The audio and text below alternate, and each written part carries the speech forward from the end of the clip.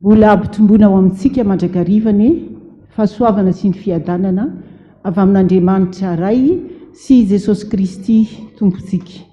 Miarabanao amin'ny anaran'i Jesosy tonga soa tsara ato an-tranony ray ianao.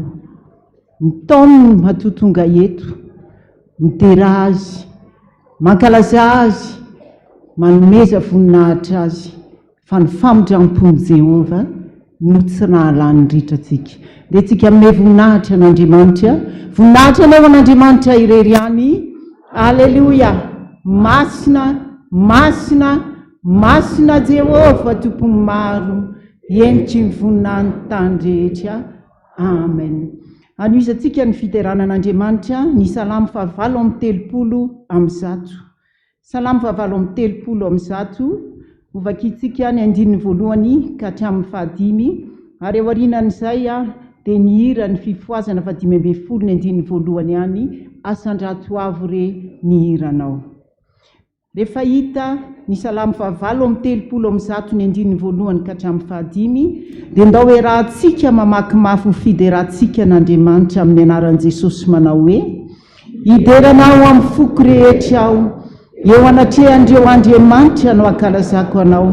Hivavaka manandrify ny tempolinao masinao, ka hidera ny anaranao ny famindramponao sy ny fahamarinanao. Fa efa nomenao voninahitra ny teninao ho ambony ny anaranao rehetra. Tamin'ny andro ny tarainako dia namaly ahy ianao, nomenao fahasahinao ka nisy hery ny fanahy. Jehova hideranao ny mpanjaka rehetra amin'ny tany, fa andre ny teny ny vavanao izy. Eny hirany amin'ny lalàn'i Jehova izy, fa lehibe ny voninahitra Jehova. Amen.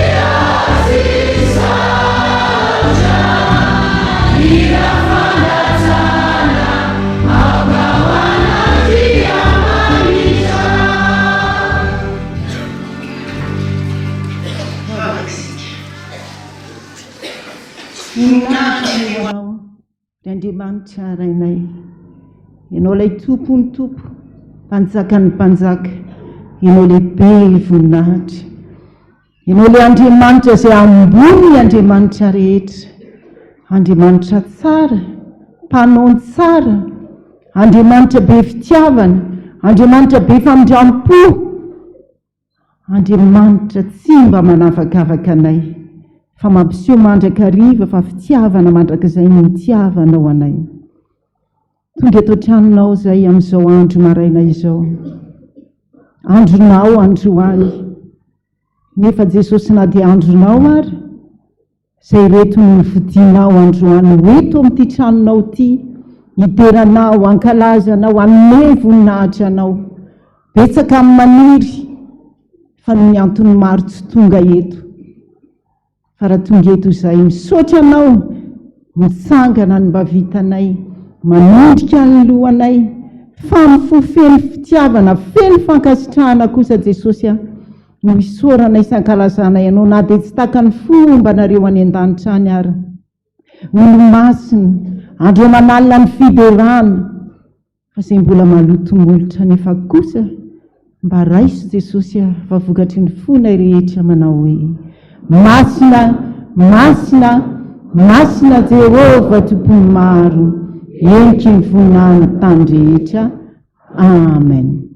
Eo ampitsanganana eo ihany hitenantsika ny tenin'Andriamanitra ny firana 7:12 ry Jesosy mitenena araka ny fombanao.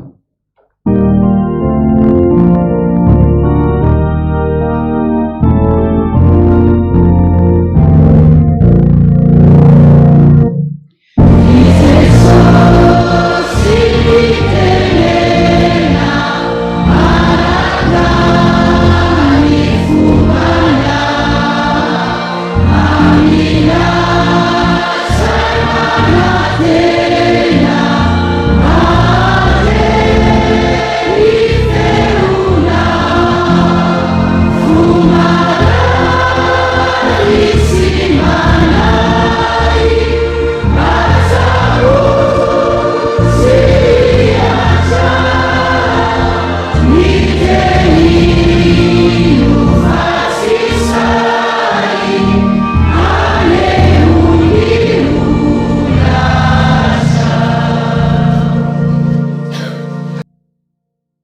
Jesosy io tonga ny fotoana mitenena araka ny fombanao fa vonina iainao anao zahay.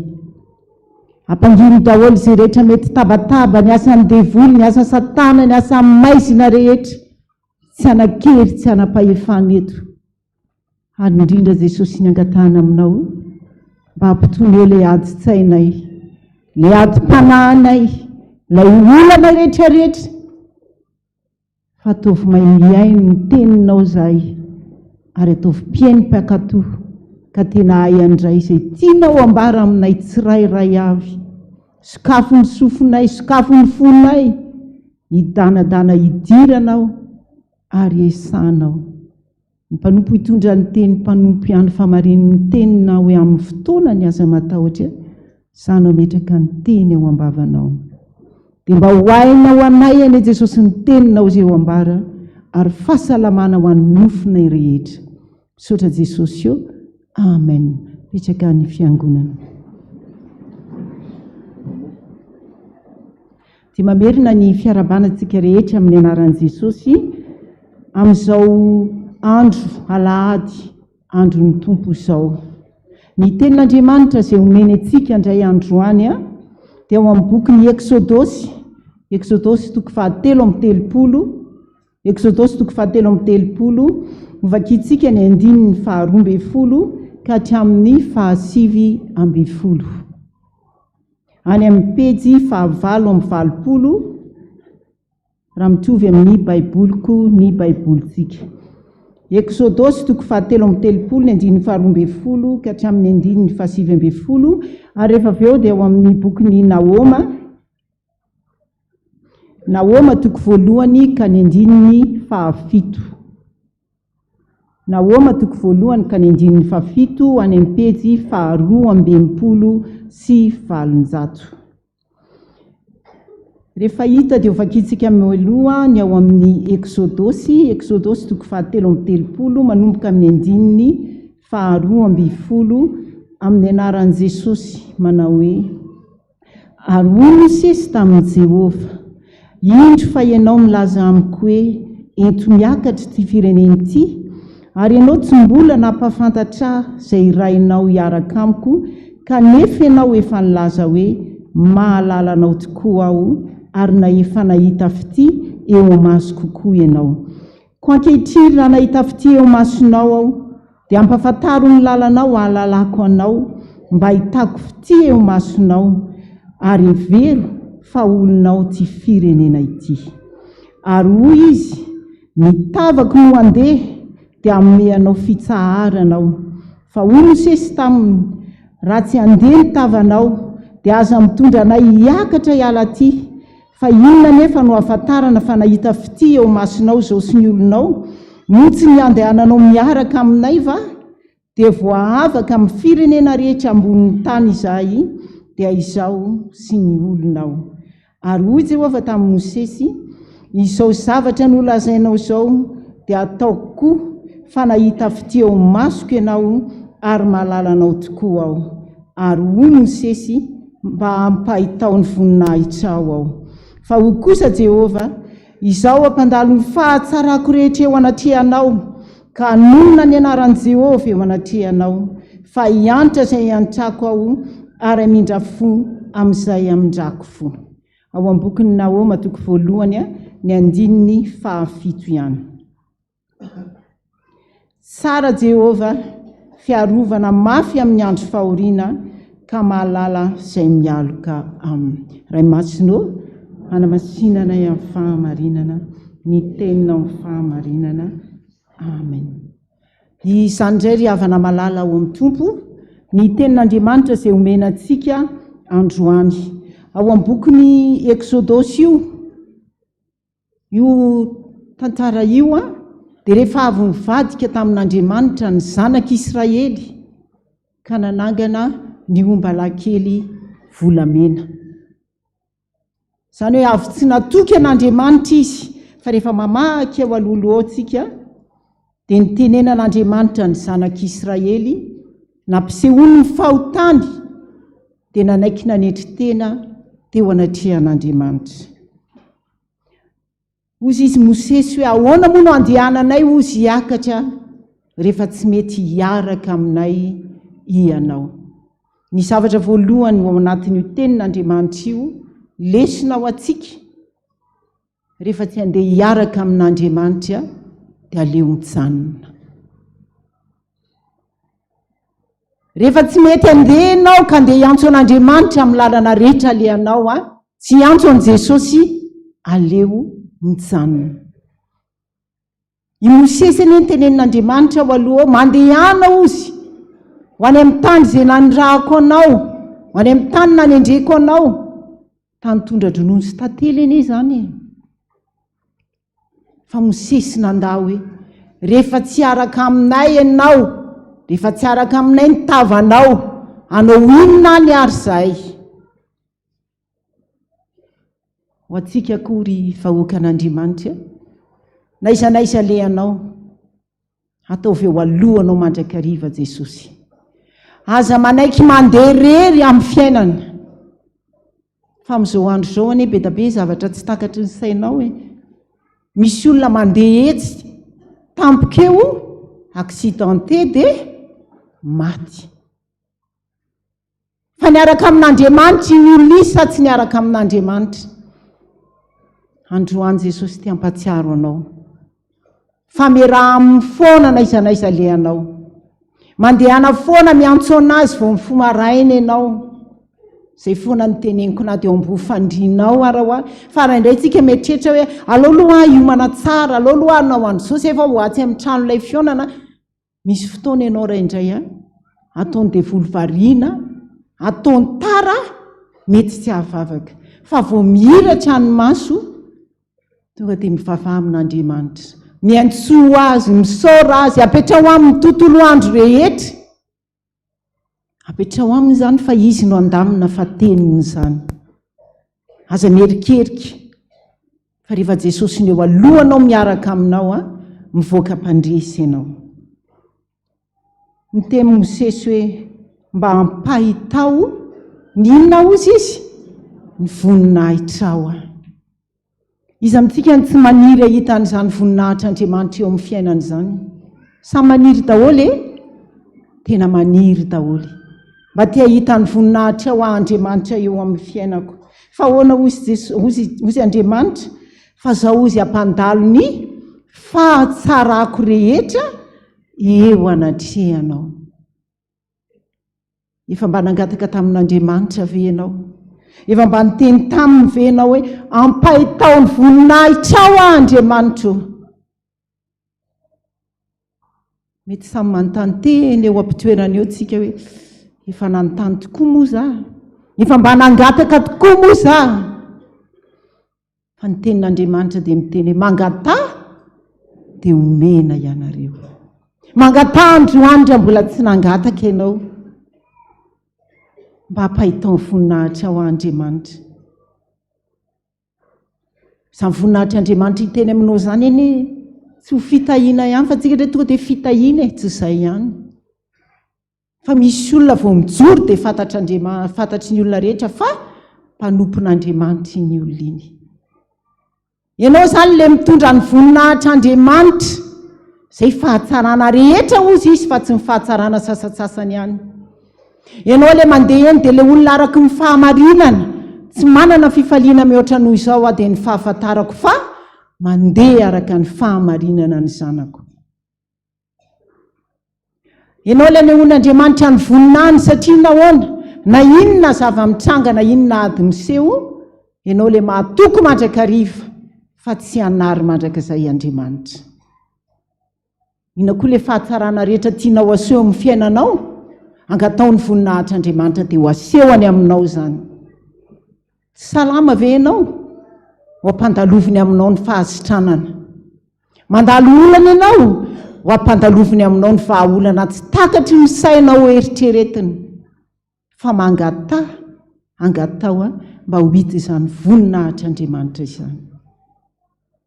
Ary efa mangataka ianao ka nehoan'Andriamanitra ny voninahiny, aza atao amin'ny fotoana kelikely ihany. Ary aza atao amin'ny fotoana indraindray ka misy fotoana hoe tsy miaraka aminay ianao androany aloha Jesosy na ao anatin'ny adiny iray fa alao aloha za mba andeha kely ianao an'izao dia tsy ho hita ny voninahitra ao satria nahoana andeha hanoto ianao andeha hanao zavatra tsy araka ny sitrapon'Andriamanitra ianao fa na tsy miteny raha ny vavanao efa mametraka an'Andriamanitra ianao izay dia tsy hiteny aminao izay voninahitra Andriamanitra izay. Misy tantara kely anankiray ity. Ray mpianakaviana iray any anatin'ny taty-sambo, anaty sambo ny fiainany maray no asany.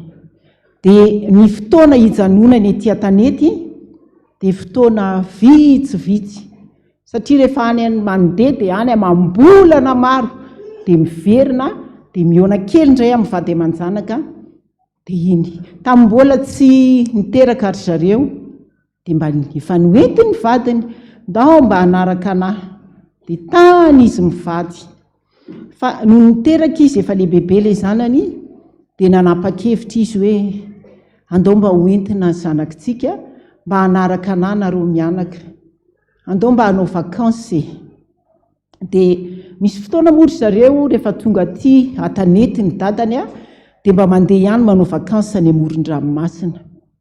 Tamin'ny fotoana io no nampisehoan'ilay dadany an'ilay zanany ny sambo tamin'ny lavitra be tery dia hozy izy hoe amin'ny tapabolany tsika zanako andeha amin'ny sambo mba hanao vakansy.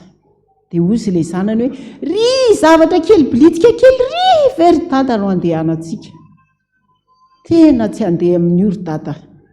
Dozy ny dadany hoe andao aza matahotra andeha fa za no kapiteny ao anatin'ny sambo izay ho andehanantsika. Tonga ny fotoana tonga teo amin'ny akaikin'ny sambo ilay zanany dia gaga be mihitsy hoe ry dada ngaty ilay izy dia hoe io ka ary tongeda be io no andehanantsika. No niditra tao anatiny mioraka be ilay zanany. Wow, tsara be ry dada, tsara be ry dada. Nandeha teny nanomboka nanonja dia gaga ilay zanany. Dada ary toa manao an'izany dia raha masina izany. Ilay ramatoa tsy mba nahita an'izany rehetrarehetra satria maninona efa zatra. No tena nandeha ry zareo nisy ny tafio-drivotra be mihitsy avo be ny orana tena ny safotofoto be ny ranomasina. Ilay ramatoa no natahotra fa ilay zanany tsy mba natahotra. Ny olona rehetra tao anaty sambo natahotra daholo hoe ino ty manjo ty tanika ve ty ho rendrikato ve tsika. No ny avy eo afaka ora maromaro ny tony an'ny ranomasina. Dia gaga ny olona nanontany an'ilay ramatoa hoe ary ny zanako rery ny tsy taitra dia nanontany hoe za koa ry gaga dia gagany fa maninona ialany tsy taitra dia dadanay ny kapiteny izy ny kapiteny mitondra nyity sambo ty. Ahoana mozy izy no atahotra zavatra tsara tarehy no nitondrany anahy izy nefa niteny anahy hatramin'ny nahitany ilay kely bilitika nefa nameny toko fahaza matahotra fa za no mitondra an'io. Atodika amintsika izany tenin'Andriamanitra izany, izany ohatra izany hoarina amin'ny tenin'Andriamanitra ao amin'ny Salamo hoe andramoka izaho fa tsara Jehova ary sambatra izay olona mialoka aminy. Io Andriamanitra io rehefa tazaminao lavitra fotsiny io ka tsy ho akekezinao dia bitika ihany io eo anatrehanao. Fa rehefa manantona azy ianao dia ho hitanao izany fahatsaran'Andriamanitra izany. Nefa rehefa manantona ianao aza mijery eo ivelany fotsiny ohatran'ny hoe io ilay sambo fa tsara tarehy fa midira mihitsy ao anatiny ka tena iainanao izany fahatsarana izany. Aza jerena fotsiny Andriamanitra, aza ho isan'ny olona mpitazana fotsiny hoe tsara Jehova araka tao am-bokin'ny Naoma teo, ferovana amin'ny andro fahoriana fa tena tsara izy fa efa tena nigoka ny fahatsarany ve ianao. Efa nampidirinao teo amin'ny fiainanao ve ilay Andriamanitra ilay Jesosy ka tena tsapanao fa tena tsara. ka tahaka an'ilay zazakely io ka tena niaina fa tsara izy ka na inoninona safotofoto tany ambony ranomasina nitony izy. Tsika koa ve mba tahaka an'izany? Efa nandray an' Jesosy tsika rehetra tonga eto. Efa tena napetraka tsika tao anatytsika ve zan'ilay Jesosy zany? Ka rehefa misafotofoto ny alon-drano, tena mbola voatasitsika ve fa Jesosy ny kapitentsika? Sa rehefa tena safotofoto io, ny orakoraka anakaiza tahaka mpianatra Jesosy dia mety hiteny ianao ko mpianatra Jesosy ara ny orakoraka hoe tianao ve ny hahafaty anay vonjeo zahay e. Andao mba hanana toetra tahaka an'io zazalahy kely io tsika rehetra. Atoky an'Andriamanitra, hiaina ao anatin'ny fahatsarany, hiaraka hiaina amin'ny mandrakariva. Andao hoe lahantsika mitoetra n'ilay rem-pianakaviana. Izay maninona? Zahatra loatra. Aza atao fahazarana ny fandehanana aty am-piangonana. Aza atao fahazarana ny fanompona an'Andriamanitra. Aza atao fahazarana ny fanaovana ny asan'Andriamanitra. Aza atao fahazarana ny mamaky Baiboly. Aza atao fahazarana ny manamaka teny atao anatin'ny Baiboly. Ary na dia miaraka amin'Andriamanitra ary, aza atao fahazarana. Fa zatra loatra ilay ramatoa. Tsy tantsony ilay fahatsarana. Tsy tantsony ilay zavatra tena hiainana ianao anatin'io sambo. Fa ianao koa. Jereo Jesosy. Jereo amin'ny fahatsarany fa tsy miova nge io e. Maly, anio, ary mandraka izay. Te hiditra ao amin'ny fiainanao izy androany. Te hanjaka ao aminao izy androany. Efa mandondony eo ambaravarany fonao izy. Amaly ve ianao? Hamono fiainanao, hamono fonao. Mino aho fa hosokafantsika daholo izany rehetrarehetra izany. Dia androso Jesosy hiditra ao aminao ary hotsapanao fa tsara Jehova fiarovana mafy amin'ny andro fahoriana. Voninahitra ane ho an'Andriamanitra irery ihany. Manoloana n'izany tenin'Andriamanitra izany, betsaka ny tsy fantanterahantsika. Impiry moa izay ny te-hanao ny tsara, fa ilay ratsy izay tsy sitraky ny fontsika foana izay ny tanterakitsika. Impiry tsika mba te-hanana amin'ny fiainana tsara, mba dia ho fitaovana mahomby eo am-pelatanan'Andriamanitra ho fanehoana ny voninahiny. Fa dia manota foana e, manota amin'ny vava, manota amin'ny fihetsika, manota amin'ny fiteny, mandeha manao izay rehetra tsy araka ny sitrapon'Andriamanitra. Androany izy miantso atsika, miverena amiko, dia mba hiverina aminareo koa olona Jehova Andriamanitritsika. Androany izy miantso anao, ho anao izay miasa fatratra tsy mavesatr'entana. Inona ny asanao fatratra, inona ny enta-mavesatra ao aminao? Ny fahotanao, ny adinao, ny aretinao. Makanesa aty amiko Jesosy androany, fa sahanome anao ny fitsarana. Ataontsika hiverina ao amin'ny Tompo, hifona aminy, hibebaka aminy. Andriamanitra tsy miova, omaly sy anio ny Andriamanitritsika. Eo am-pitsanganantsika nanao ny hira, nandao anao ela aho raiko, ny andininy voalohany ihany, dia samy mitondra ny tenantsika eo anatrehan'Andriamanitra isika. Nandao anao ela raiko.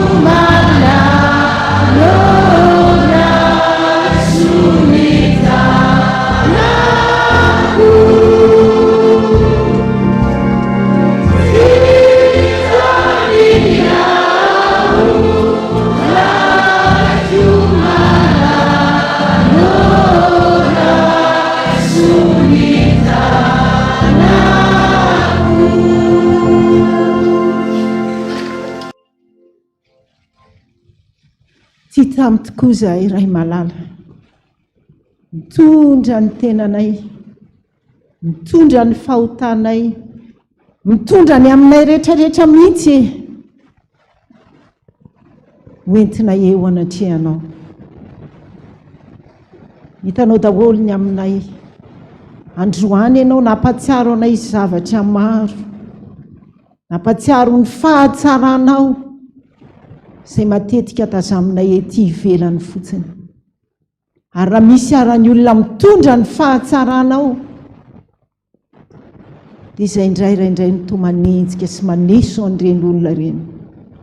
Mamindra-fo aminay Jesosy, mamelany elokay. Hovay izany manomboka androany, mba ataovy vonona mandrakariva, mba ataovy fiainanay mihitsy izany hoe Andriamanitra tsara, mpanao tsara, ka izany miainanay ary hita ety aminay.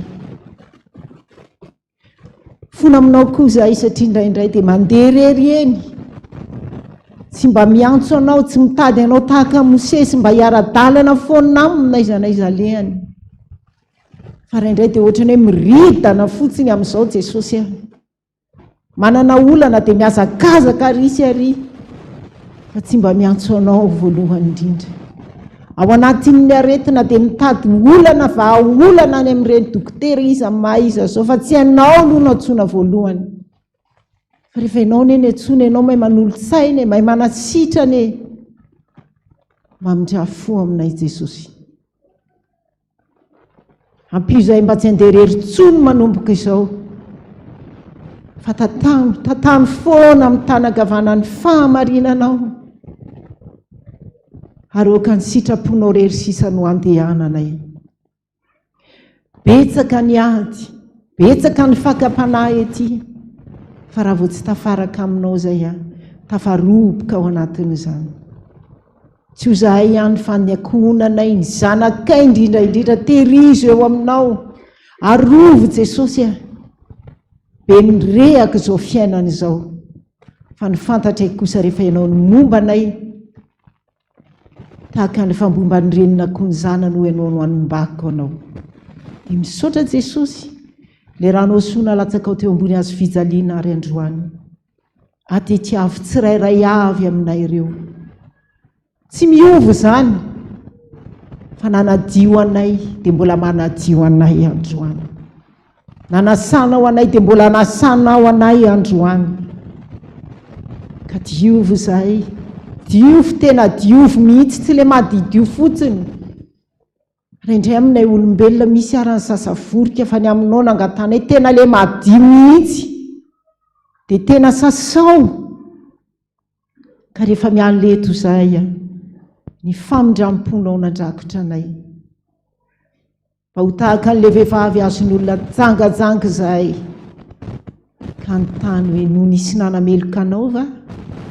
Tsy ho ilay vehivavy. Dia mba ho amarinonao aminay koa ny teninao hoe izaho koa tsy manameloka anao, fa amin'izao sisa izao aza manota intsony. Mba tsy hanota intsony izahay, tsy handeha irery intsony izahay, mba hiaina amin'ny fahatsaranao izahay.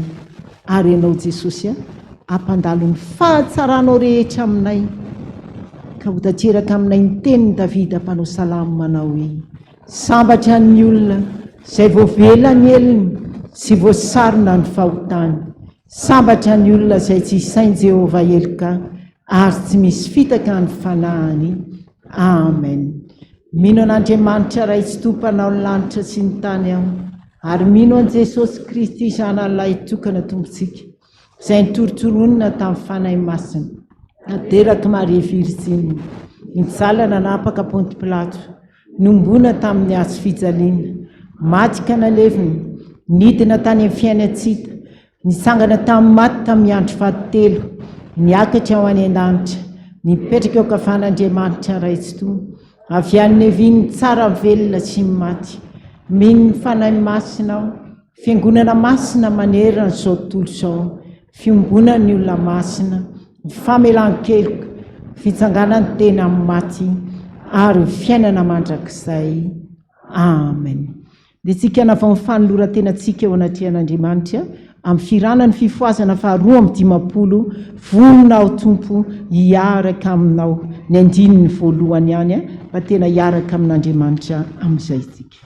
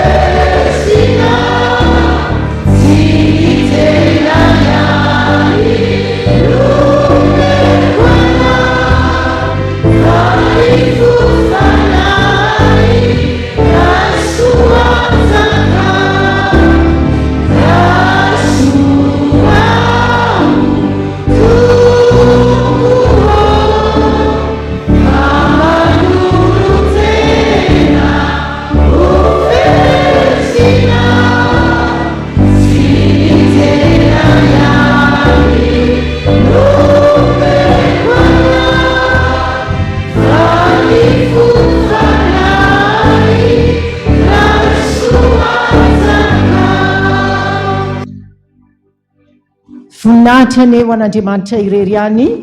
Alleluia. Masina, masina, masina Jehova tompo maro, enky ny voninahiny tany rehetra. Amen. Miara-mipetraka ny fiangonana.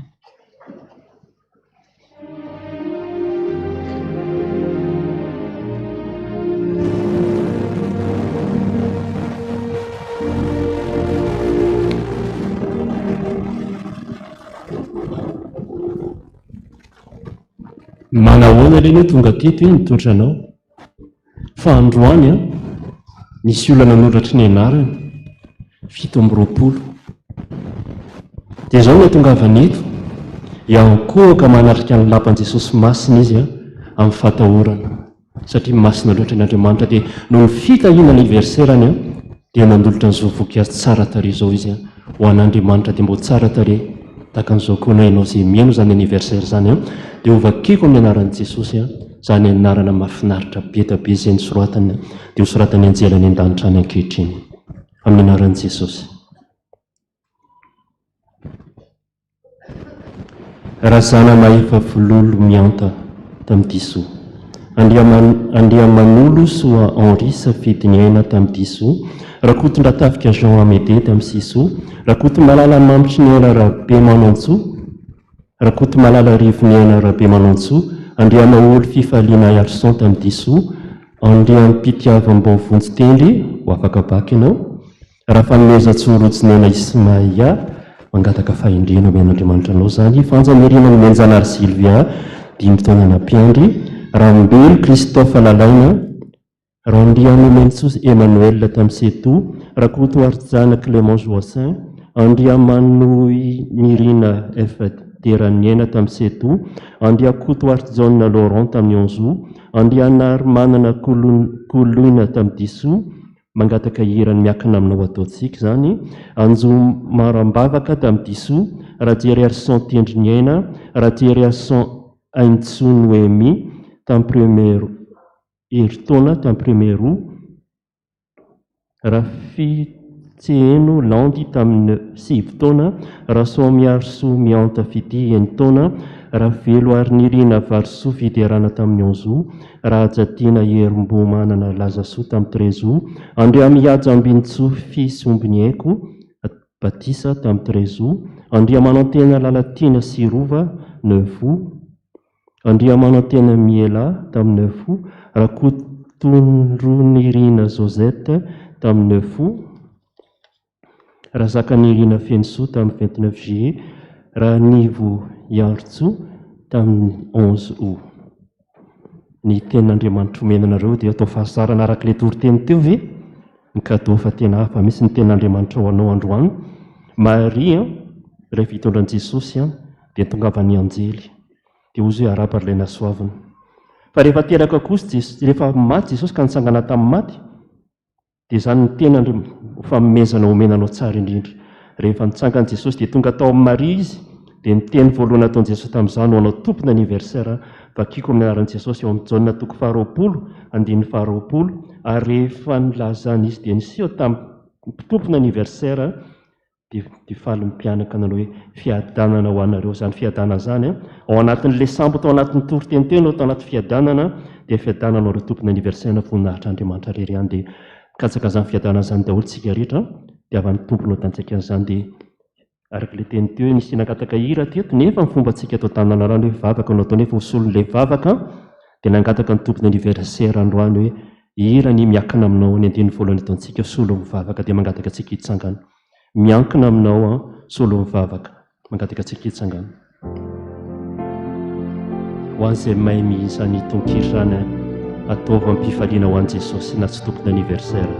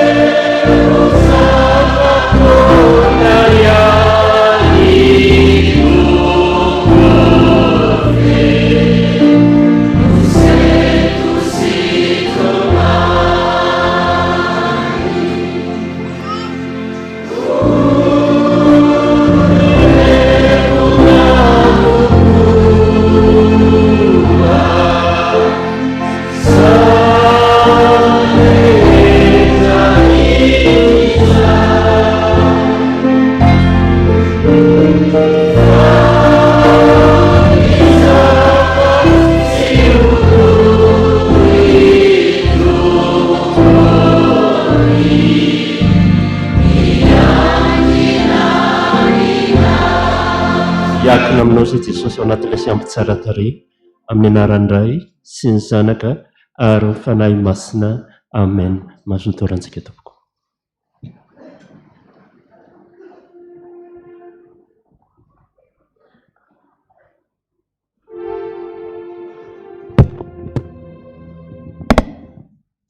Tonga ny 10 minitra ny sekoly alahady indray tsika riavana dia mbola faly miarahaba amin'ny fiangonana rehetra natratr'izao andro alahady andro tsara izao dia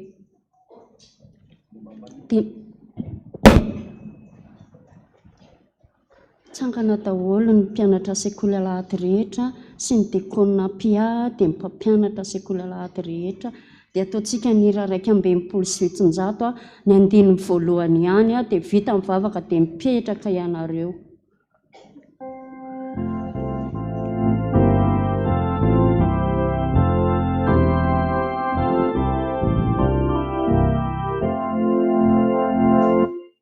Ry Jesozuki bevity avy yamitantana vandrausa mariasi avy rinisatana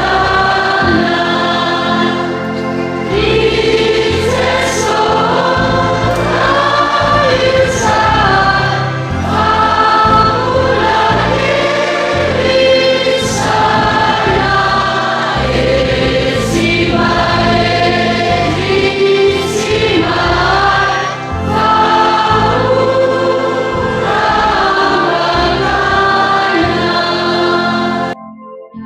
avakatsika tompo dia mbola misaotra anao zahay ry Jesosy Kristy tomponay manome voninahitra anao izay tonga ny 10 minitra ny sekoly alahady indray amin'izao fotoana izao dia mangataka mifanainao masina mahery tsy saraka aminay fa mitoetra ao anatinay ampitombo ny finoanay dia mitenena ary tompo araka amin'ny fombanao fa vonina kiain'ny mpanomponao misaotra Jesosy eo amen. Petraka ianareo tantara kely avy hatrany no entina manao izao 10 minitra izao nisy vehivavy anankiray arakizy mitondra kafe tamin'ny kaopy dia rehefa nandeha izy dia voadona dia very tsisy veriny tamin'ny akanjon'ilay izy dia namela tasy tamin'ny akanjony dia rehefa mifanena tamin'ny namany izy avy eo mody dia hozy izy ilay namany hoe fa maninona ny akanjonao dia tsy niteny aloha izy fa teo dia efa ahoana fa naninona dia hoe ny rano maloto rano tsotra dia tsy niteny mihitsy dia avy eo dia inona marina zany kafe ilay izy kafe namela tasy tamin'ilay akanjo dia fararano io dia tsy namela tasy fa lena fotsiny dia ohatr'izany tsika rakizy tahaka an'izany raha manao zavatra tsy mety raha inona na inona ataontsika dia mameno fotsika eo mifaharatsiana indraindray dia mila madio mila bebaka mila mifona fa tsy amela tasy ao anatin'ny forma dia misy zavatra manodona fotsika arany dia mila manadio fofontsika dia voninahitr'Andriamanitra izany rehetra izany dia ny tenin'Andriamanitra direntsika ao anatin'izany dia ny Matitoko 12 andininy 430 tapany be ihany amin'ny anaran'i Jesosy fa avy amin'ny habeaneo am-po ny tenenan'ny vava avy amin'ny habeaneo am-fo ny tenenan'ny vava voninahitra dia Andriamanitra irery ihany amen.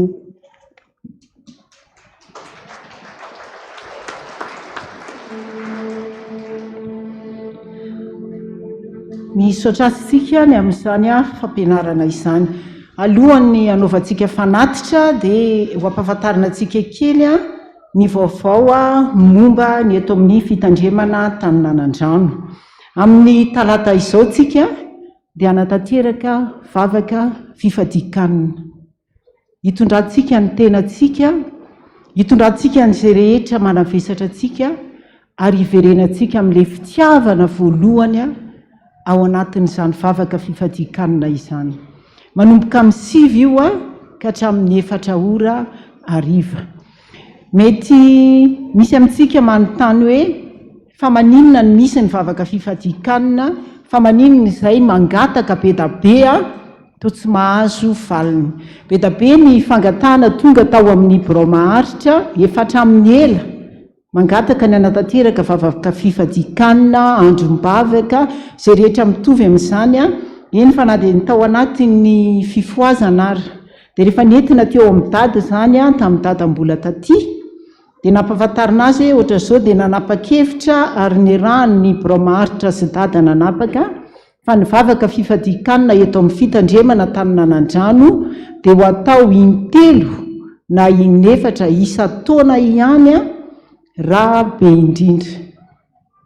Ozy ny ray aman-dreny hoe raha ho ataonareo foana io amenareo ny fifoazana isaky ny fisotroana ny rano Jesosy, manao ny sampana isaky ny vokatra, amena ny promotion, amena fiangonana hafa mangataka, mety misy indroa intelo isan-kerinandro zany ny fotoanany vavaka fifadikanana atao amin'ny fitandremana. Dia izay antony izay no antony nanaovana azy satria izany sodada dia zavatra tena lehibe fa tsy atao rotina ary tsy fitadiavam-bola. Ka natanteraka an'io tsika amin'ny talata ho avy izao tena hitondra am-bavaka ny tenanao, ny ankohonanao, izay rehetra mangejanao. Mbola namafy momba an'izay moa avy eo i pasteur Miora satria izy dia ao anatin'ireo pasteur anatanteraka an'izany fitondrana antsika ao anatin'ny vavaka fifadikanana izany. Ka raha mba mety homany ny fotoananao mba mba hiara hivavaka amin'ny talata izao. Ankoatran'izay manaraka izay dia iresaka tsika momba ny fanamboarana ny WC eto amin'ny fitandremana ny Taninanandrano. Efa nanomboka nanamboatra ny karakara amin'izany tsika, mbola tsy nanamboatra zany tamin'ny herinandro io fa efa mikarakara amin'ny fanadiovana amin'ny fosy lehibe iray atao milany akaviako ato, tena ngeza be mihitsy nandritra ny 5 andro nanadiovana anazy misy fotoana tena tôbila 2 mihitsy ny nampiasaina ary vita somatsara izy omaly.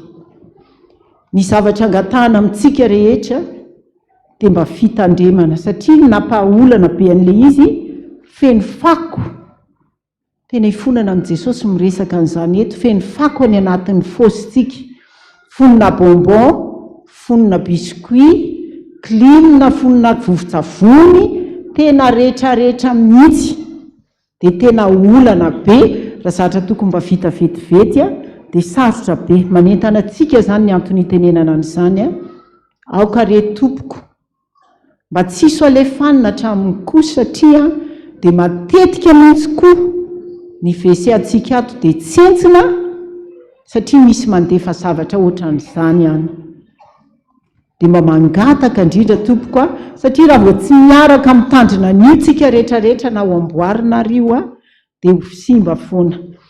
Ankoatran'izay io zao misokatra izy ao voadio tsara dia hiditra amin'ny fanamboarana an'io. Ny ingénieur sy miaraka aminy manomboka amin'ny latsinainy. Noho izany ny WC rehetrarehetra ny mifandray amin'ny fosy avato io dia mbola tsisy azo ampiasaina mihitsy. Manomboka zany atao amin'ny rihana voalohany avato, ao amin'ny rihana faharoa ao amin'ny dada, ary ny rihana fahaefatra any amin'ny farany ambony. Ireo toalety ireo zany no mandeha ao amin'ny fosiny. Dia andeha karakaran'io tsika hijery ny momba an'io ny ingénieur, sady tena tery ny lalana makao tery kely dia mamanana faharetana kely fa ho amboarina aloha zany io fosy io dia vita io dia hiditra amin'izay tsika anamboatra ny ato amin'ny toalety ato amin'ny ilany ankavanana ato amin'ny RDC. Raha vonona angambany eo amin'ny lafiny teknika dia alefany kely aloha ny vidéo ho jerentsika rehetrarehetra ny fanamboarana anazy dia avy eo apiko ny amin'ny fanazavana ny mety ho endrika izany WC vaovao atsika izany.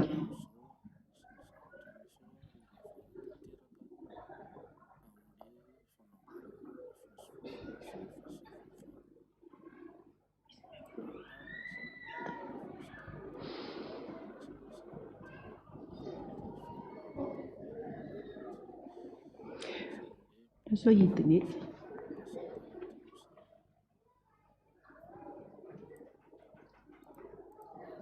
apiko fanazavana kely angamba ohatran'ny izao ny WC atsika ao amin'izao fotoana izao, fa io misy soratra kely io zany no ataontsika ny WC amin'ny dada, io somary fotsifotsy kely eto amin'ny sisiny io. Ho amboarina ny WC dia andeha ho hitarina. Ny WC atsika me miakatra zany izy io, satria io lasa misy tohatra miakatra ho ampina le fositsika. Le fanasana lamba atao amin'ny rihana ambany ato atao amin'ny RDC io dia ho ampina ho atao fosy, ka eo ambonin'io fosy io lasa ao ny lehilahy zany hoe manomboka eto ny WC dia tonga dia mitokana ny lehilahy miditra dia mitsofoka voalohany io ny lehilahy, ary itsy aoriana itsy ao no toaletiny vehivavy. Misy ny pisoara ny lehilahy io dia misy WC anankiray ho an'ny lehilahy, dia itsy amin'ny ilany itsy io ny ho an'ny vehivavy. Ohatrohatra izao no endriky ny toaletitsika rehefa vita. Eto amin'ny voamiditra eto no misy ny fanasana ny tanana mba tsy ampisafotafotaka be ny any anatiny any, fa rehefa vanitsika dia eto no atao malalaka tsara eo ambadiky ny groupe io dia miakatra kely eo dia eo daholo zany no fanasan-tanana ato amin'ny farany ambany. Ny décor tsy miova zany fa WC anankiray dia isy ihany koa ny urinoir ho an'ny lehilahy ao amin'ny décor, zany hoe tsy misy tsony ny fiarahana be ho an'ny lehilahy sy ny vehivavy.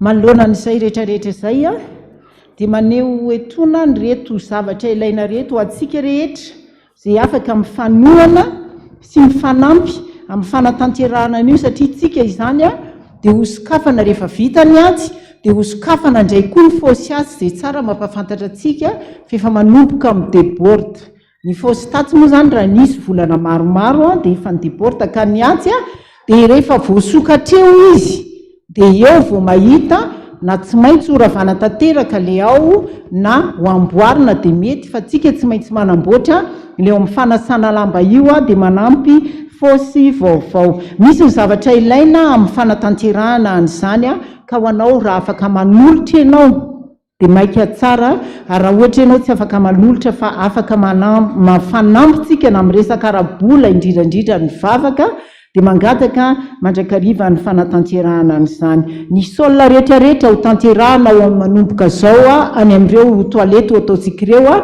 dia tonga dia ho atao granita daholy. Militsika zany a granita ho atao saolina, militsika ciment anatanterahana an'izany azy zany a, mila urinoir anankifito tsika ho any ato ambany fotsiny io a, dia mila WC à l'anglaise anankiroa tsika, dia mila WC à l'anglaise électrique ray ho an'ny ray aman-drenitsika io. Ny WC à la turque kosa dia miankina amin'ny zavatra misy eo fa tsy maintsy mividy vaovao efatra tsika fa eo ampanamboarana an'ireo raha misy vaky raha misy simba dia manampy izany tsika. Ankoatran'izay a ny momba ny lavabo fanasan-tanana dia raha ohatra tratratsika miankina amin'ny vola eo ampelantanana dia ho ataontsika granita tonga dia le lavabe ireny a dia granita no anaovana ny lavabo.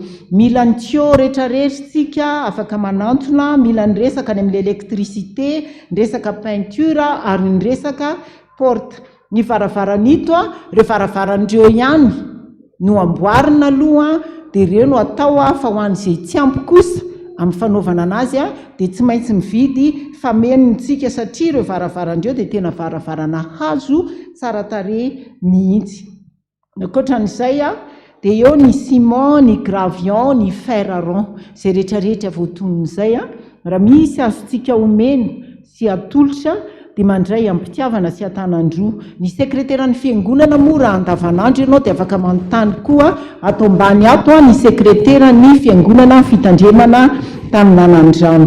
Ankoatran'izay a ho antsika izay manontany momba ny kaonty raha manome chèque ianao dia averina foana ny mampafantatra atsika fa rehefa manao chèque ianao ka tianao ho an'ny fitandremana Taninanandrano manokana le izy a dia soratana hoe Fiangonana Reniny Taninanandrano. Raha izay zany tianao mihitsy tonga dia ho an'ny Taninanandrano fitandremana manokana dia Fiangonana Reniny Taninanandrano izay no anoratanao ho azy. Dia manantena antsika rehetra ny fiarahana miasa, fiarahana mitondra bavaka ary indrindra ny faharetana kely satria lasa miena be mihitsy ny toalety ho ampiasaintsika dia mba maharitra kely tsika tompoko. Makasitraka indrindra.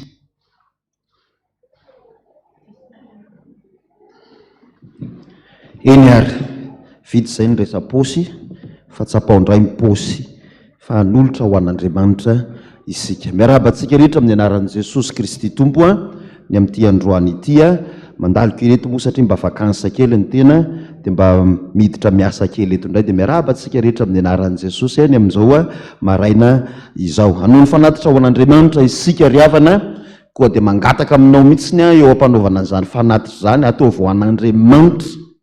Voalohany alaivon'izay rehetra fonao an'Andriamanitra dia atsoro tsara aloha mba hitsotra tsara izy.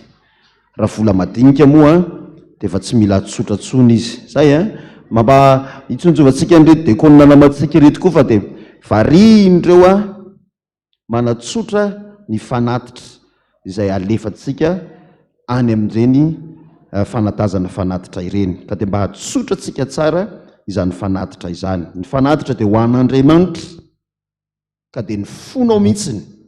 Hoy ny tenin'ny soratra masina hoe izay manome am-pifaliana izany no ankasitrahana indrindra.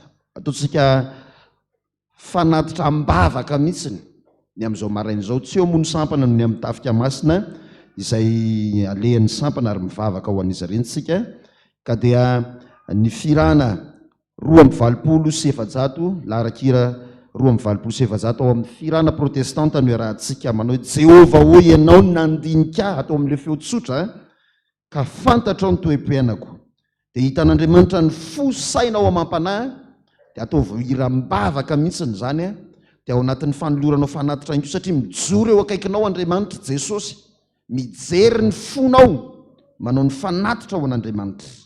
Ataontsika izany ny firana 2:20 laharakira 2:7 izany ny andininy voalohany sy ny andininy faharoa ary ataontsika ny andininy rehetra ataontsika iram-bavaka anaovana ny fanatitra ho an'Andriamanitra.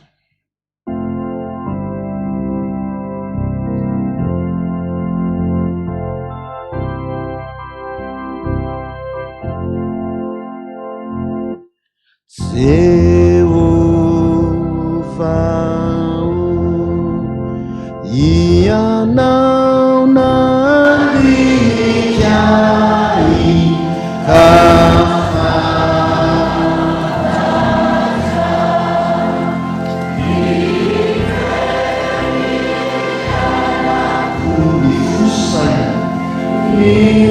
fusisa nambami nifanat siap namunau siapina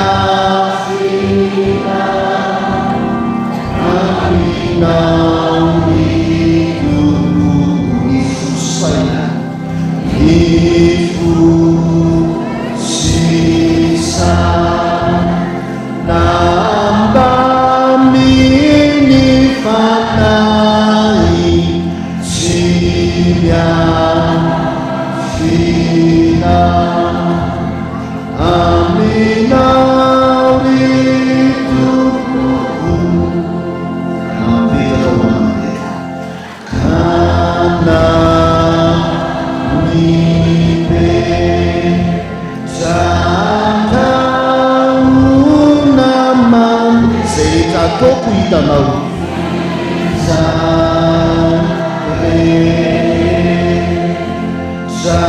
Sataku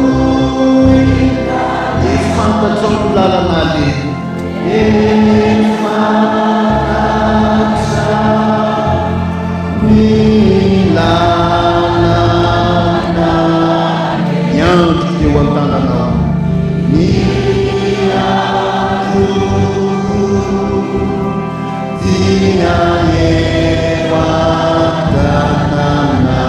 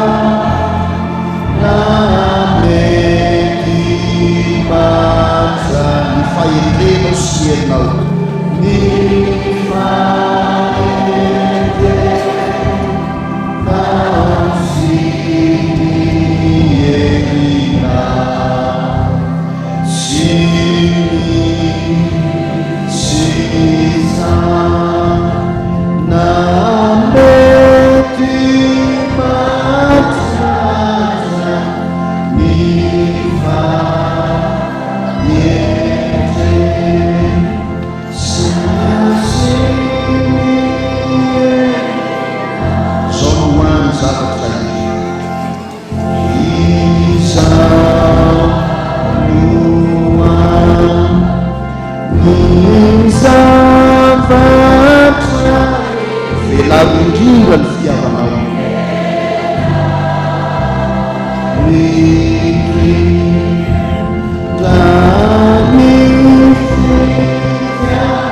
ahaizako ametraka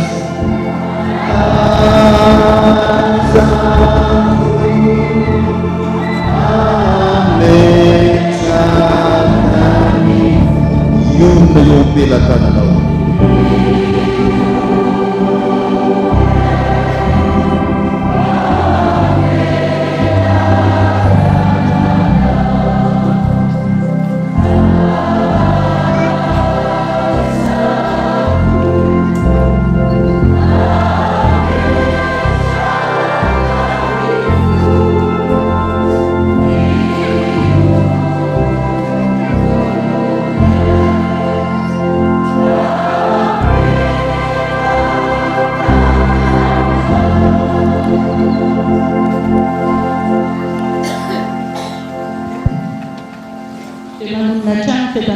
Amintsika rehetra mitarika atsika amin'ny fisirana androany hitatsika teo ny pasteur iraka radrekasolo mora fanomezana pasteur ny loria lapanray de mesandritosy ary ny tonian'ny fiangonana reniny toniatsika eto Taninanandrano madama Vontsofary rokotondrabenjy dia nanao anniversaire teo birao amin'ny fiangonana eto Taninanandrano monsieur Fotoam-pivavahana. Dia toy izao indray ndraraha eto amin'ny fiangonantsika fampahatselivana tsy vakiteny soratra masina iraisana FPVM anio alahatra 7 ny volana salambo 12 amin'ny zato fanamafisana avy amin'ny fiangonana reny ny Taninanandrano. Ilazana isika vahoaka an'Andriamanitra rehetra tsy hakanavaka fa hisy vavaka fifadikanana lehibe izay ho tanterahana eto amin'ny fitandremana Taninanandrano ny atalata 15 ny volana aogositra ho avy izao. Ny fotoana dia manomboka amin'ny 7 ora maraina koa dia manentana ny fahatongavanao miandry anao Jesosy hoy tonian'ny fiangonana reny ny Taninanandrano Rakotondrabenja Vontsofary satria efa vita ny fanatazana ny mpanatitra dia ataonao ny fanolorana izany voatoizana andrarahan'ny fiangonana. Sangantsika rehetra ry havana nolotra ny fanatitra ho an'Andriamanitra.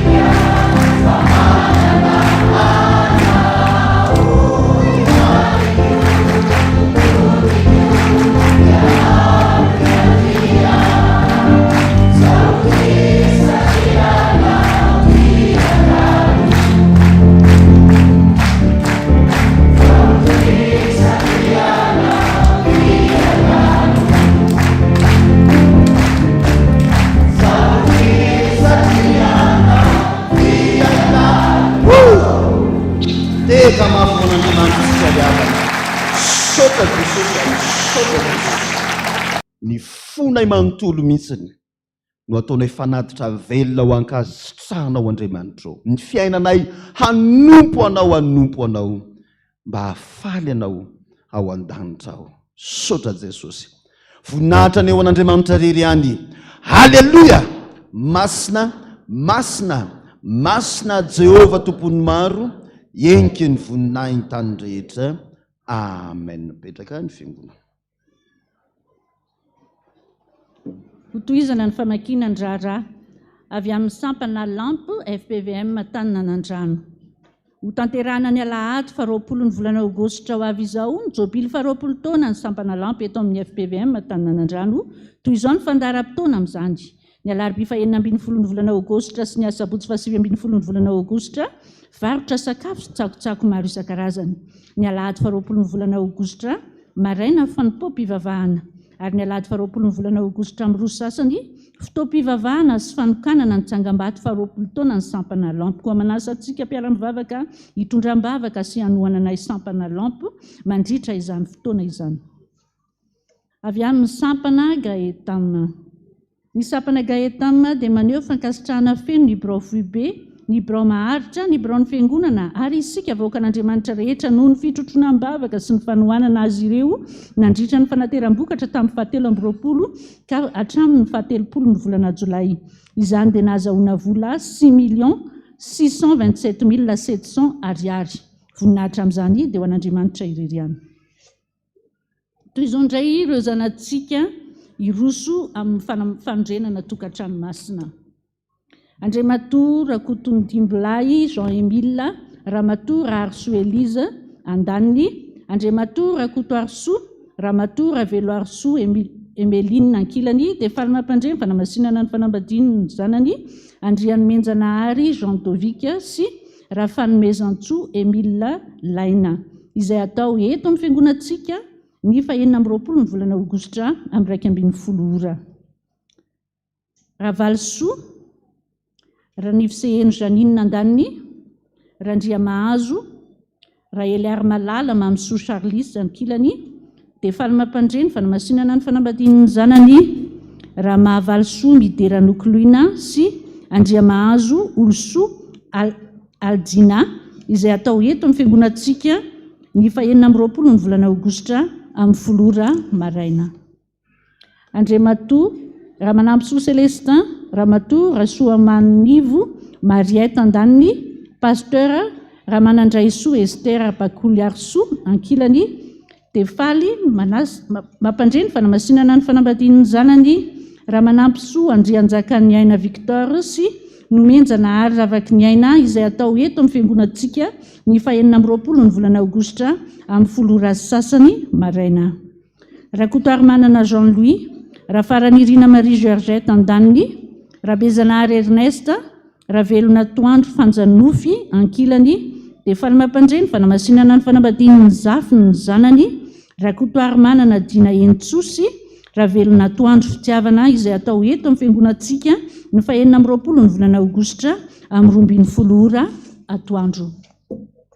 Andriamatoa Razafindrabe Davida, Andriamatoa Rakoto Mamonjo Louis, Ramatoa Rasoanandrasana Bakoly Arlala Andaniny, Andriamatoa Solonjimby Randriamampionna, Ramatoa Razana Pasoavana André Fideline, Andriamatoa Rasolomampionna Andrinirina Florent, Ramatoa Raonsoandramanga André Fleurine Ankilany, dia faly-mampandreny fanamasinana ny fanambadiany ny zanany, Ramananarivo Ajanirina Jean Robert José sy Andriamanganiony Nomentsokoloina Gaël, izay atao eto amin'ny fiangonantsika ny 20 ny volana Aogositra amin'ny 20 ora maraina ao amin'ny rihana voalohany. Ramatoa Raivomanana Celestine, Andriamatoa Rafaralahisoa, Ramatoa Razanabelo, Andriamatoa Rafanomezantsoa Richard, Ramatoa Andriambelsoa Joely Malala Andaniny, Ramatoa Ramanatenasoa Florine Ankilany, dia faly-mampandreny fanamasinana ny fanambadiany ny zanany Raharjon Andriamasilay sy Rakoto Mahefa Anjasoa Tiavina, izay atao eto amin'ny fiangonantsika ny sabotsy faharoa ny volana septambra amin'ny 10 ora sasany maraina. Andriamatoa Ravelonarivo Ainarsoa, Ramatoa Rasoazana Naivo Helena, Ramatoa Ramanandraibe Martina Andriamatoa, Ranaivomanana Charles, Ramatoa Raharimanana Holoniaina Ankilany, dia fahalamampandreny fanamasinana ny fanambadian'ny zanany Ravelson Hasiniaina Erika sy Raoly Arimanana very fanantenana izay atao any amin'ny FPVM Andratsay fanavozana Ambotrandriamanitra ny asabotsy faharoa ny volana septambra amin'ny 2:10 ora maraina. Zay mahita tompony tsy mamety ny anamasinana izany fanambadiana izany dia angavin'izy anantona ny tompony andraikitra mialohan'ny fotoana voatondro. Dia toy izao ny havantsika tramanjo amin'ny finoana ny fanantenana ny fitsanganan'ny tena maty no ampandrenesina ny hava-malalany Rasoary Malala Louisette mpiandro promotion voafidy mpampianatra loholona natsony ray ody any amin'ny alakamisy 7 ny volana aogositra rehefa nivahiny 27 taona teto an-tany hoy ny zanany 1:10 menadany zafikeliny ny zafiafiny ny ray tapo aminy sy ny ray tapo amin'ny vady ny fianakaviana manontolo Fiangonana FPVM Taninanandrano ny FPVM Mora Rano famonjena ary ny FJKM Mora Rano Salema nofony dia hiala ao amin'ny trano fonenany ao Mora Rano Ambatolampy ny ala androany tamin'ny aogositra zany efa vita ny fandevenana. Dia Andriamanitra tompony fampihinonana tompoko iritsika indrindra piona izany havantsika tramanjo izany fisaorana fianakaviany Rasoary Malala Louisette dia maneho fisaorana feno ho an'ny fiangonana sy ny fifoazana eto amin'ny FPVM Taninanandrano Ampandrana no mifankaherezana tamin'ny fojimandry ny reny malalany ny fianakaviana dia manolotra fararakitra 5 alina ariary. Dia izay indraindra raha teto amin'ny fiangonantsika ny raharaha dia hotohizana amin'ny famakiana ny vady izay ataon'ny mpanompony.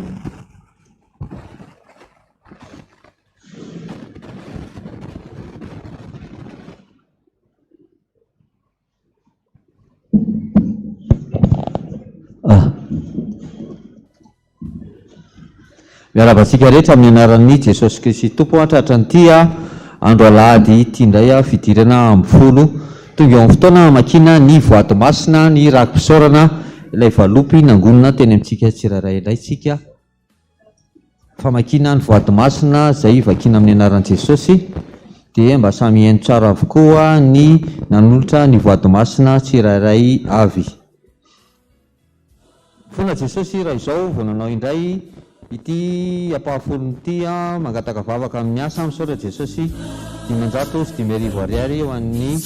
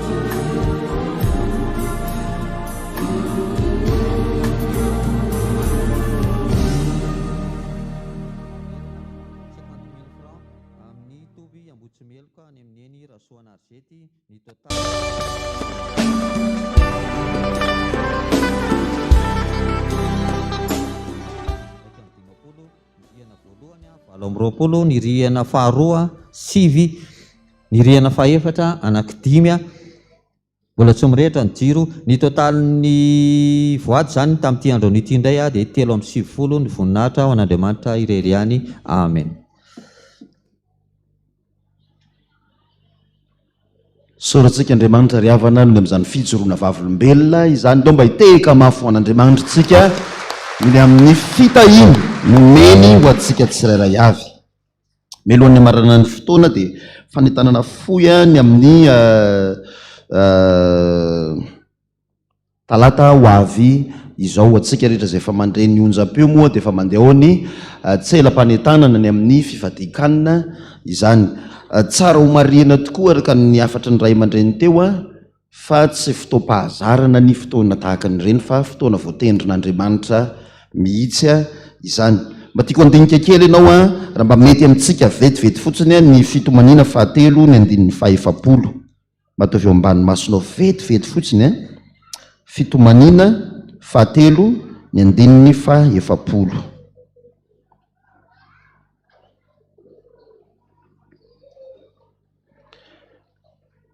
Any pejy 217 tsy hitorotena tsy akory fa no fanitanana fohy fotsiny ho atsika. Fitomanina fahatelo ny andininy fahefapolo. Iarahantsika miredona mamaky amin'ny anaran'i Jesosy manao hoe aoka isika andinika sy hamantatra ny alehantsika ka hiverina indray amin'ny Jehova. Amen. Nampitondraina ny loha hevitra hoe départ zéro izany fivadikanina zany. Mba afaka veritsika hoe inona le loha hevitra? Tsika ohatra hoe mangatsika zany ao tsara ve tsika? Ao tsara. Inona tsara ile loha hevitra? Départ zéro. Zany hoe raha ny eritreritra ianao any Tamatavy dia aiza ny tokony ho lalana? Mandeha ny Mahazo, Ambomanga kely, alefaso ihany, mihinana sosisy. Aiza le sosisy moa? Mbantsena. Mandeha makany ka tsy tany ny lalanao fa tarianany na lalanao na nahazo anambotra trimo tonga tany mahitsy efa any andrano velona ianao vao mitady fa aiza moa le sosisy ny Ambantsena. Dia manontany hoe aiza moa le sosisy atao Ambantsena re tompoko? any Andrano velona. Inona ny tokony atao? Verina maketsy sorano. Fa inona moa ny eo sorano? PK 0. Tsy maintsy miverina eo amin'ny borina 0, zay vao miverina hoe ay momakany Tamatavy. Zay ny loha hevitra ry havana. Iverenantsika ny amin'ny fitiavana voalohany mihitsiny, handinika ny lalantsika sika amin'ny fotoana io, mahasoantsika mihitsiny, zany hoe ndao no fifadikanina. Zao misy karazana devoly. Rehefa mba manao fikarohana aloha dia misy karazana devoly. Ny fantatsika zao hoe Satana, devoly, Belzaboba, Lucifer. Fa anisan'ny devoly mahery vaika, misy 7 mahery vaika izy ry havana. Dia gaga rehefa nandinika an'ity fa ny anankiray amin'ireo devoly 7 mahery vaika ireo dia ny devoly tendakanina. Tena marina manaovy ianao fikarohanao anatin'ny internet, devoly tendakanina. Zay fotsiny ny asan'io devoly io, tendakanina. Zay fotsiny ny asan'io devoly io. Jerevitsika tamin'ny andro taloha hoe mofo gasy sy ny ramanonaka ary ny mofo sakay mba haut de gamme. Rehefa mba mihinana an'izany zany ianao dia mba tena hoe mofo gasy ny rasarly zany ianao, mba tena hoe tena mpanan-kareny. Sa hoe fa izao tompoko ny karazan-kanina rehetra efa mivoaka daholo, ny takosy sy ny taondro sy ny taomby. Tsy izany moa ka vita amin'ny ondro rehetrarehetra. Eny an-dalana eny feno pizza etsetra mihinan-kanina ary ao anatin'ny lohan'ny olona tsisy afa-tsy ny mihinan-kanina. Mianga veto ary zao ianao dia efa hilahatra ery amin'ny mofo gasy. Azay fa mandainga indray ndao fa ho hitako hoe moa. Ka ny olona ry havana amin'izao fotoana zao, io ny devoly. Ary rehefa any amin'ny tafika masina fona amin'ny sampana, fa rehefa any amin'ny tafika masina fantatry ny devoly fa reo tsy ho azo amin'ny zavatra rehetrarehetra, fa any anatin'ireo ny miditra ny zavatra be dia be ato any amin'ireny asan'Andriamanitra rehetrarehetra na amin'ny promotion ina hady akanina. Ry hava malalatra ao amin'ny tompo, andao mba hijery ny mahasoa ny fanahintsika. Aroy ny mpitsabo manao hoe mahatsara ho an'ny vavony, ho an'ny tova ray manontolo mihitsiny, ny mampitsahatra ny tova na ny vavony na ny tsinay mba tsy misakafo ao anatin'ny ray andro. Azo ataonao isam-bolana zany, sady mampitombo ny ara-panahy ny fifadikanina, ny mahasalama ny ara-batana. Anasako atsika zany rehetrarehetra. Misy amintsika hoe zay pastera tsy mazaka nona, fa rehefa tena mifantoka ao anatina fivavahana ianao za miteny aminao fa tsy mahatsiaro nona izany rehefa ao anatin'izany vavaka fifadikanina izany. Iverina any amin'ny voalohantsika ry havana. Mety ozy nareo mpivarotro zay pastera mba amin'io nge tena mba mandeha ntseny, satria le 15 mba mandray atsasa-bolany ny olona rehetra. Mandeha ntsena sa tsy mandeha ntsena? Misy mivarotra foana fa fripery foana nataony, maty antoka foana nandritra zay 20 taona zay tsy mbola nahazo tombony. Za miteny aminao mijanona kely aloha dia miverena any amin'ny voalohany fa sendra tsy io le lalana.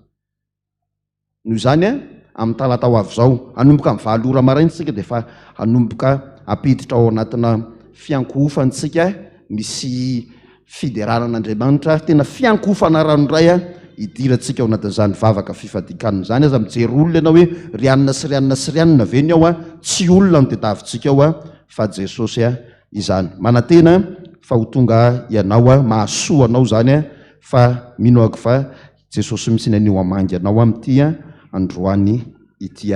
Afaka ataon'ny ankizy ihany koa ny mifady hanina, ary raha toka izy ianao hoe tena tsy mety mihitsy ny pasteur fa tsy maintsy somary mihinana kely, azo atao mahasakana anao zany fa hivavakisika amin'ny talata ho avy zao. Amarana ny fotoantsika ry havana, amarana ny fotoantsika. Misy taridalana mba nampianarin'ny tompo anay raha mba mety amintsika rehefa namangy anay teny amin'ny fiangonana nisy anay ny ray aman-dreny, dia misy an'ilay vavaka nampianariny anay hoe vavaka mitoko zihatra.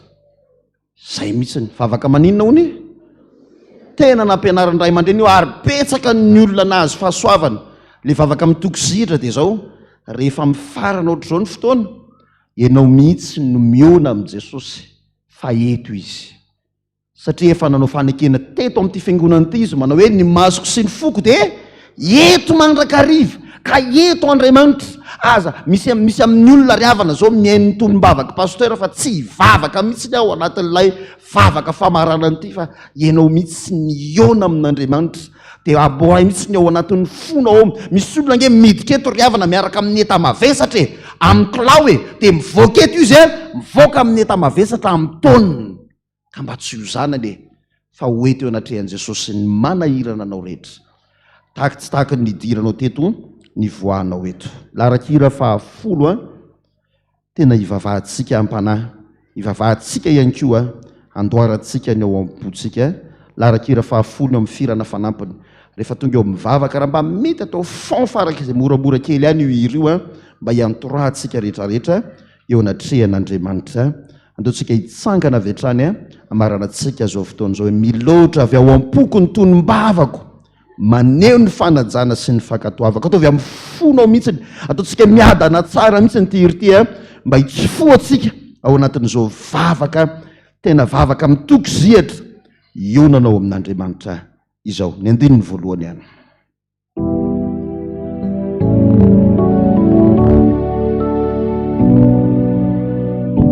Akipy ny masonao iona amin'ny Tompo.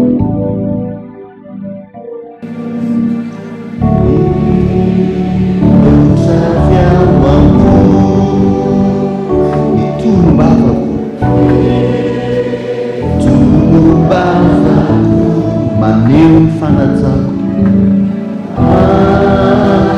ny fanajako sy fankatoavako, ny tompoko sy toa,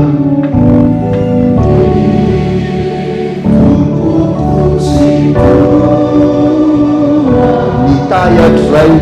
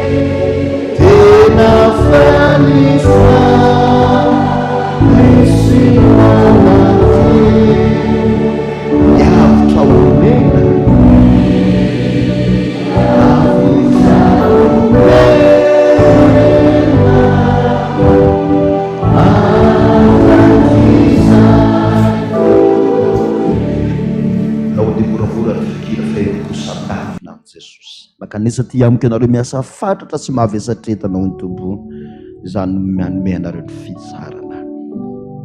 Ataovy ny vavaka ao.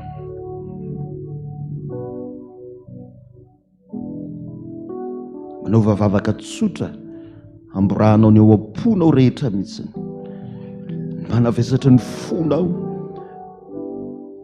Any tokantrano any misy ranomaso, any am-piasana any misy adi-tsaina, hatrany ny fitsarana eny misy rara mafana trehanao.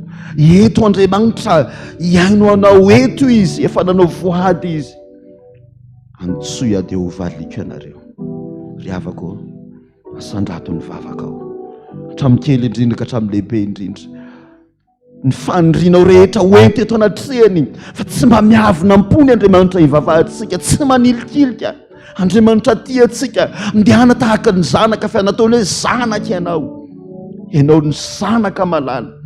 Raha mba miaindra, mba mitaraina amin'ny ray aman-dreny ny zanany, miaino izy, miaino anao eto koa Andriamanitra.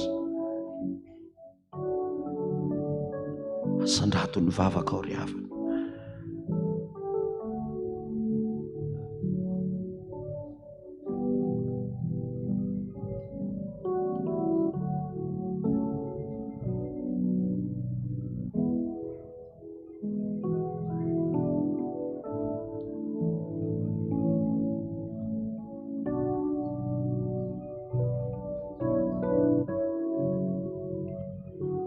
Tsy hain'olombelona tao tena hain'Andriamanitra.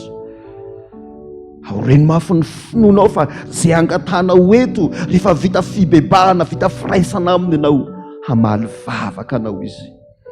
Lohariny ao anatin'ny fonao e. Aoka ho maivany ianao miala eto. Aoka ianao hitondra fifaliana miala eto. Fa efa mitondra ny aretintsika izy. Ary ny diakaboka tamin'ny nanasitrarana antsika. Raha misy manana aretina manokana eto ry havana, ianao mitsy nitondra azy eto anatrehan'i Jesosy atoloha tia Jesosy ny aretika, tia ny tension, tia ny areti-poa hoeto eo anatrehan'i Jesosy, tia Jesosy amin'ny cancer hoentiny, fa efa manolo tanana izy andray an'izany.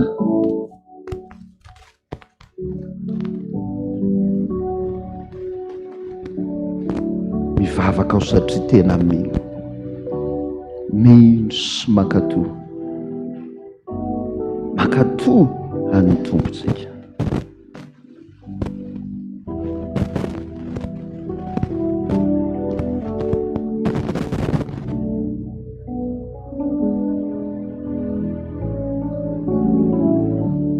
Mivavaka ao satria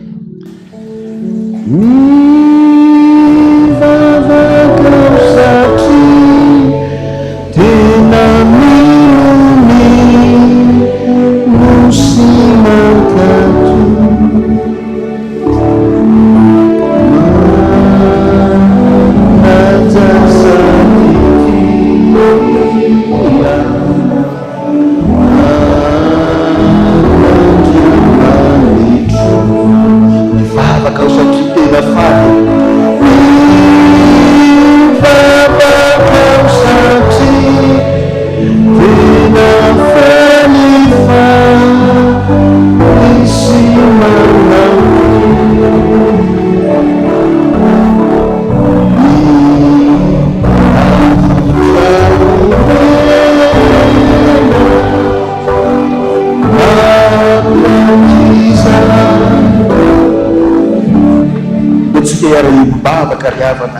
anonona vavaka ho an'ny dada randrena atoandro any ampitan-dranomasina an'izy mamaraparana izay atao hoe fitsidiany. Hitondram-bavaka izao fiangonana izao ihany koa tsika, hitondram-bavaka ny firenena ihany koa tsika. Manasanao hatrana mba hanao ny vavaka ao tsy ny tenanao ihany fa mba hitodika ho an'ny hafa ihany koa ianao. Jesosy indreto ny fiangonana rehetra miaraka miomby peo mivavaka manokana Jesosy any ray aman-dreninay dada randrena atoandro zao zao zay fa Jesosy mamitaniraka any ampitan-dranomasina any izy. Efa tena malahelo ny fonay Jesosy ary efa tena mangetahety zay mba hahita azy fa mino ahako fa mba tany koa ianao mba nahita azy koa ireo zanany ara-panahany Jesosy ary ho avy ny fotoana mba tongavana eto aminay mitrotro-mbavaka izay ome fahasalamana mandrakariva izy Jesosy malalo, ome hery-tanjaka mandrakariva ny mpanomponao, androso tahaka ny voro mahery ny heriny rehetra Andriamanitro mba tena mbola hahafahanay Jesosy miaraka miriry amin'izany ray aman-drenina izany. Zao fiangonana zao Jesosy, zao FPVM zao, ny fiangonana Taninanandrano reny mpiara-miasa aminao rehetra Jesosy, be ny asa izay ampandreketinao azy, tafiohery mandrakariva, hampaherezo mandrakariva, ary mbola hijoro zao fiangonana zao Jesosy, vahoaka maro mihitsy no entinao eto amin'ity sambo be ity.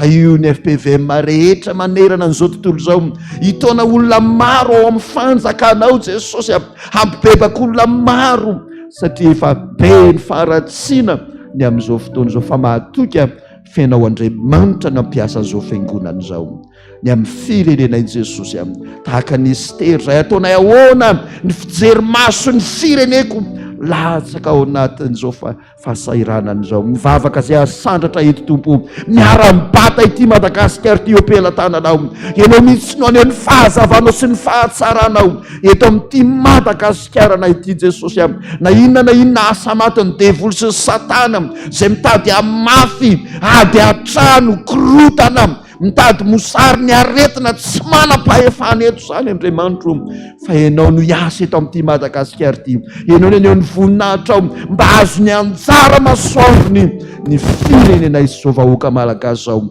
hamono malagasy rehetra ianao zay rehetra mbola ao anatin'ny toromasom-panahy, ary ndreny ny sampana rehetra Jesosy miparitaka eraka ny Madagasikara, mivavaka ho an'izy ireny zay, mba hatamiteraka ny fitoriana ny filazantsara, hitona olona mafanan'olona maro be ho amin'izany fibebahana zany, handovany ny fiainana mandrakizay, ho tsara mandroso, ho tsara miverina ny sampana rehetra, ny promotion rehetra zay manatanteraka izany asanao zany. Ianaranao ny angatahako zany vavaka zany, eo ampelantananao nametranay ny herinandro ho voninahitry ny anaranao. Sotra Jesosy, sotra Jesosy, sotra Jesosy. Rainay io zany an-danitra ho amasinina ny anaranao, ho tonga ny fanjakanao, atao anay ny sitraponao ety an-tany tahaka ny an-danitra, omeo anay n'io zany sahaza ho anay, ary mamelany elokay tahaka ny namelanay izay meloko taminay, ary aza mitondra anay ho amin'ny fankapanahy, famanafana amin'ny ratsy, anao ny fanjakana sy ny hery ary ny voninahitra mandrakizay. Amen. Raisy ny tsotran'izay tononona amin'ny anaran'i Jesosy, fa ny fiadanan'Andriamanitra mihoatra noho ny amin'ny zavatra rehetra ny mbola hanapaka ao anatin'ny fosaina mampanahitsika, fa hoy ny Tompo androany, ny fiadanako no omeko anao, fiadanako no avelako anao, ary mbola manao fanekena aminao Jehovah Andriamanitra androany, manao hoe satria izao ny raketan'ny fitiavany dia hamono zay azy aho. Sotra Jesosy, sotra Tompo, aterina eo tongotrao ny dera mandaza sy ny voninahitra mandrakizay ery lay mipetraka eo amin'ny seza fiandrianana, lay tsara sady masina indrindra. Amen. Jehovah ho derainay ny anaranao, ankalazainay ny anaranao. Andininy voalohany sy ny andininy faharoa ho rahantsika te hamaranatsika izao fotoana izao.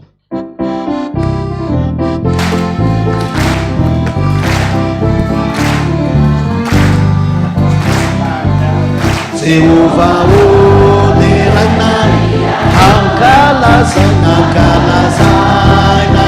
anarana, izao rehetra